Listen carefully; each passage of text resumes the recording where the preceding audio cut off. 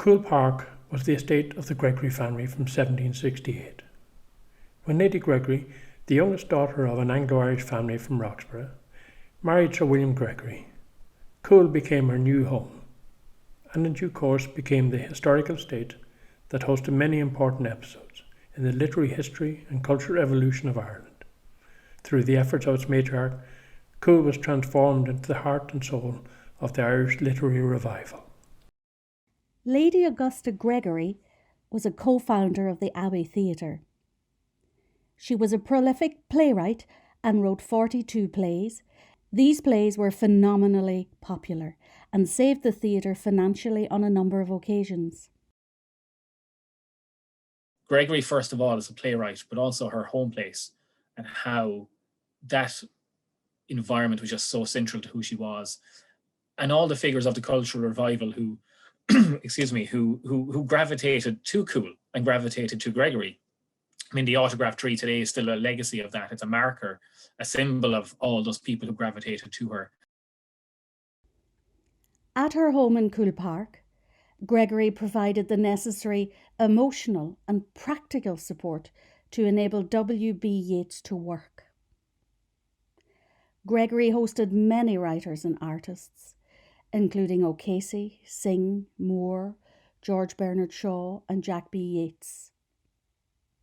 Coole House was demolished in 1941, and its only remaining vestige, the foundation, calls to mind an empty stage.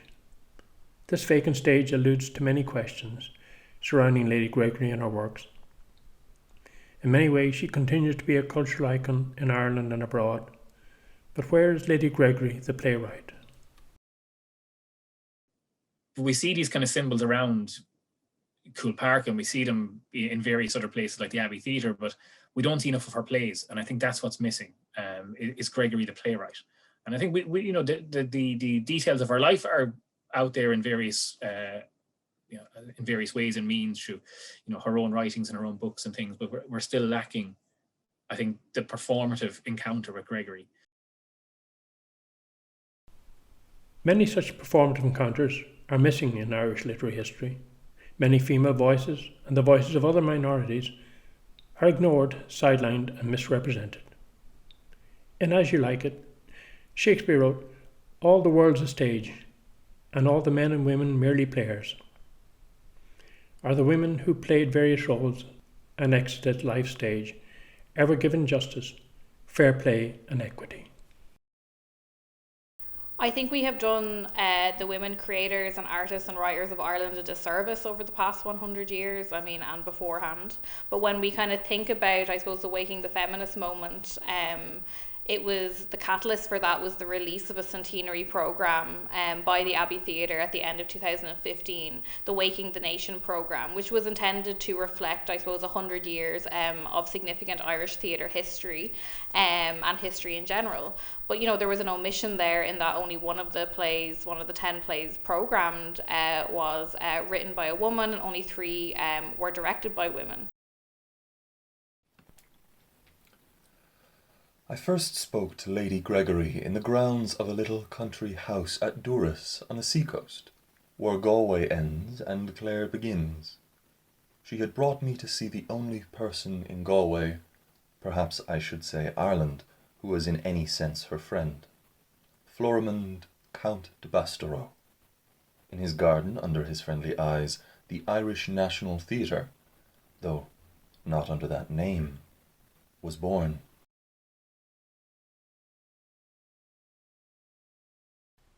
I said it was a pity we had no Irish theatre where such plays could be given. Mr. Yeats said that had always been a dream of his, but he had of late thought it an impossible one, for it could not at first pay its way, and there was no money to be found for such a thing in Ireland.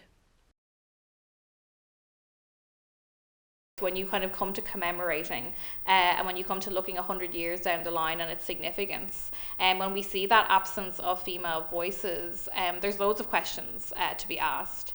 And you know, the subsequent Waking the Feminist report show that it's not that the women weren't there, or that they weren't creating work, or that they weren't writing. Teresa Deevy, Mary Manning, Lady Gregory herself, you know, produced really significant work on the Abbey stage in the 1920s and 30s, but simply vanished in the middle of the 20th century. And so there's a few culminating factors to this. You have the the conservative censorship act that's brought in the 20s and 30s, which sees a lot of the significant playwrights that we would know in the canonical terms, like Beckett, like O'Casey, move away and not come back, Joyce. And also I think it's to do with how society framed women and their roles in terms of cultural spaces. And you know, the cultural space is also a workspace, but at that point we have the constitution that comes about in 1937, led by Eamon de Valera's government, that situates women within the home. And so you see a rowing back of women's contributions in public life from that point onwards, and we don't begin to challenge that again until the 1970s. There's something very strange that happened where there have been more plays that feature Lady Gregory in the Abbey since 1960 or thereabouts than plays by Lady Gregory. So she's still seen as this very important figure. And when people put on plays about the Abbey and the founding of the Abbey, they want to feature Lady Gregory as an important character. But again, they don't want to actually revive her plays. In one sense, she's been received as canonical in that she is studied on university curricula in Irish studies departments, literature departments, theatre departments. So in that sense, she has remained in the public domain, but at the university level. And in terms of a performed repertoire, really, you had to wait until last year's Druid Gregory to see any professional Lady Gregory plays performed. So you have this presence and absence. Many episodes in her life can be viewed through this lens of presence and absence. For the matriarch of Coole, the estate was like a stage, where she performed pivotal roles, gave life to many epic tales. Coole is an inevitable presence in her works and her story, but there was always a shadow of absence, as the space never belonged to her. As well as a literary salon and meeting place for artists, Coole Park was intended to be the inheritance of Lady Gregory's only child, Robert. Robert's death in World War I meant that Coole Park was inherited by his widow Margaret. Lady Gregory never owned Coole Park, and when Margaret sold it in 1927, she became a tenant. It is significant that Coole Park House was not destroyed during the War of Independence, but demolished in 1940.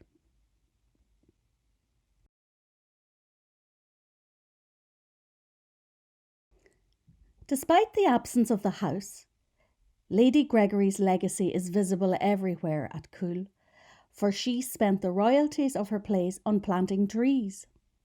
Coole Park and its surrounds is now a special area of environmental conservation due to its unique ecosystem and biodiversity. An apt metaphor for the rarefied conditions which Gregory created to facilitate so many works of art on page, on the stage, and on canvas.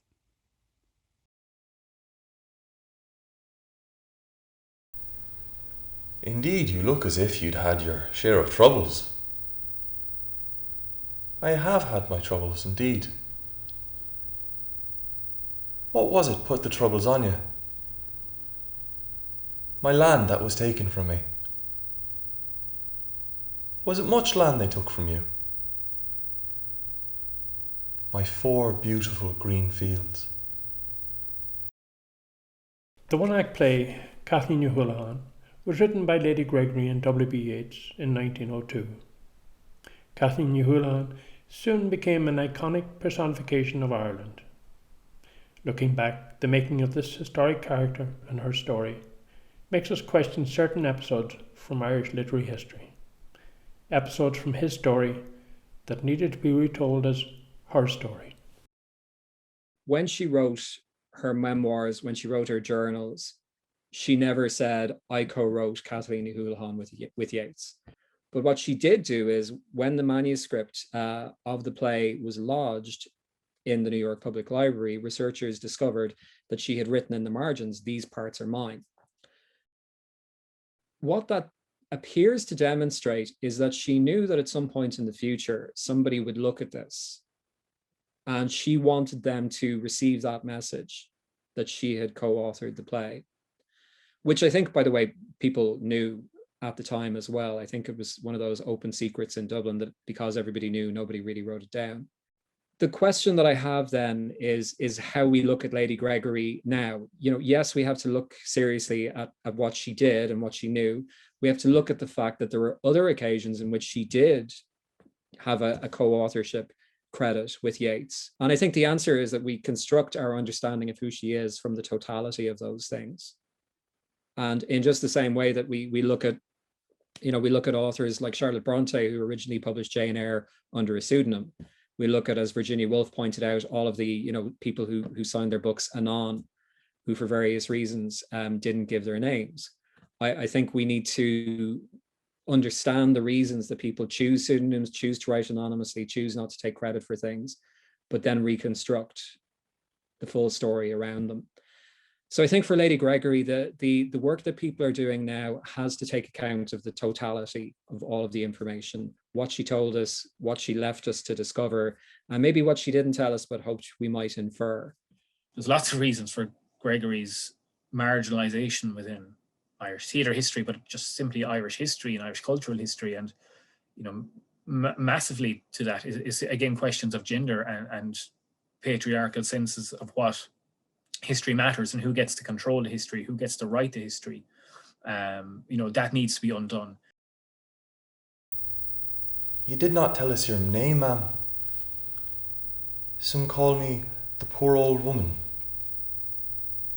and there are some that call me Kathleen, the daughter of Houlihan.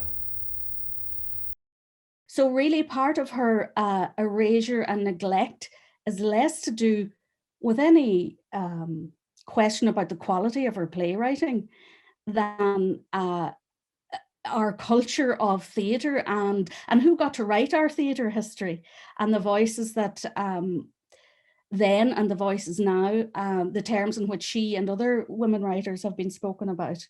In a way, it's the same for a lot of female writers today, you know, that they have to go to the UK or the US for their plays to be performed. They are not, they are spoken about in different terms. You know, I think it was Deirdre Kinahan, the playwright, said, you know, if an Irish woman writes a play set in a kitchen, it's a kitchen sink drama.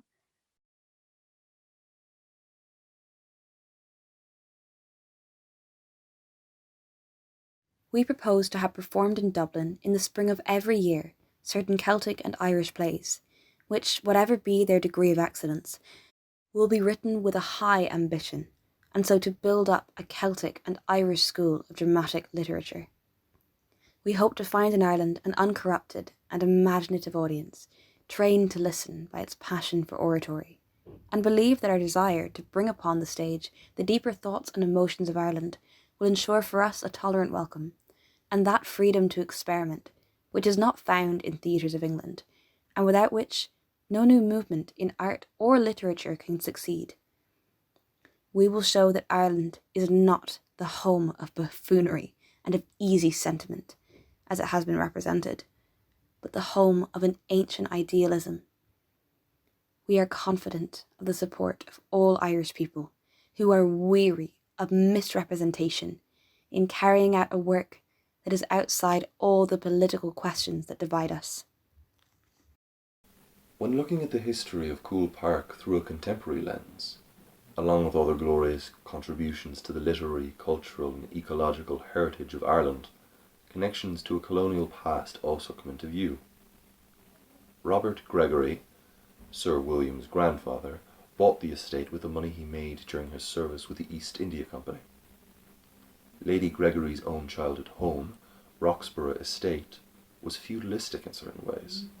However, Lady Gregory immersed herself in the culture and language of Gort, and the language became a powerful tool in her works. Gregory's innovation was to put the local dialect of ordinary people on the stage. The Kiltartan dialect and other features of Gregory's drama have profoundly influenced the plays of Synge, Beckett, Friel, as well as Marina Carr and Martin McDonagh. Gregory also wrote poetry, adapted Celtic legends, and translated plays from French, German, Italian, and Irish into English. The key to unlocking Gregory, so to speak, and the legacy of her work is the language and the rhythms of the speech that she brought out into her work. I mean, I think all her plays are driven by language and that sense of place and the locality and her hinterland of the west of Ireland, and specifically then, of course, obviously to Gort and Coole and those areas, and then other areas like Arran, the Inishmore and the Aran Islands. But as well as channeling the language of her locality and drawing on her Burno English into Kiltartanese and playing with dialects through her characters and her writings, there's a sense of her channeling a kind of a past generation or a past sense of Irishness or past Gaelic Irishness through those rhythms of speech which she brings out in her Kiltartanese. And it's like this blending of her Hiberno English with these stories and the folklores that go back generations. And folklore is oral histories, and oral histories are just by their nature unreliable.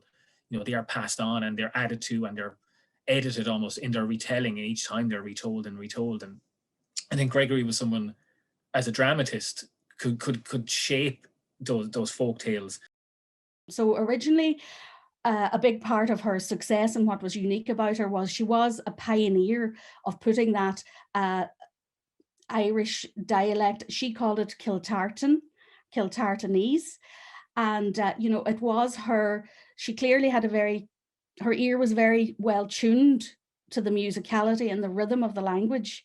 So this was her phonetic transcription, if you like, of the language. And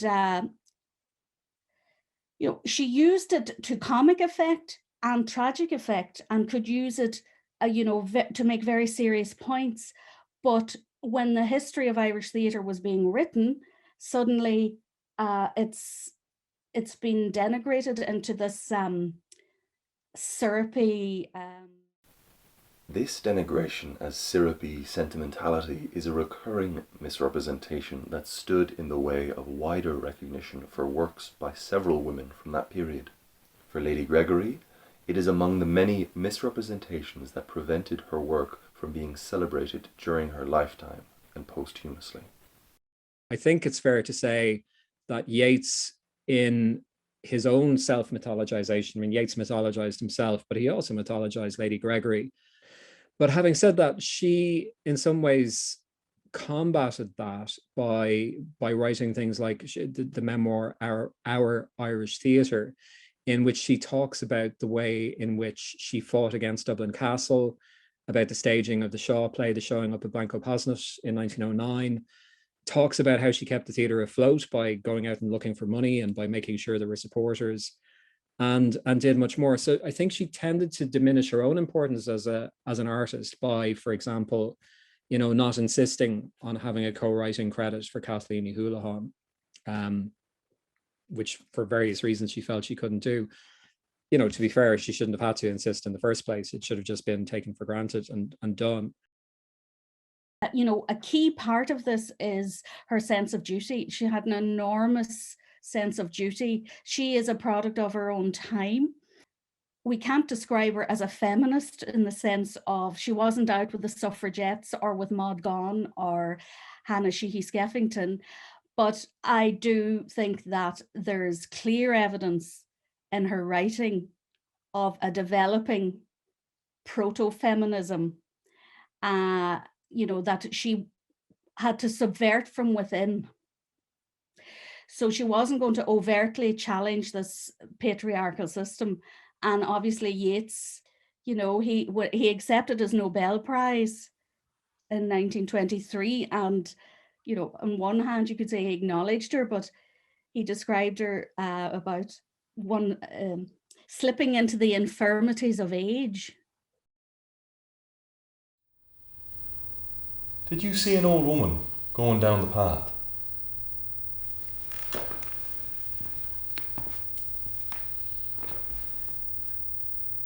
I did not, but I saw a young girl, and she had the walk of a queen.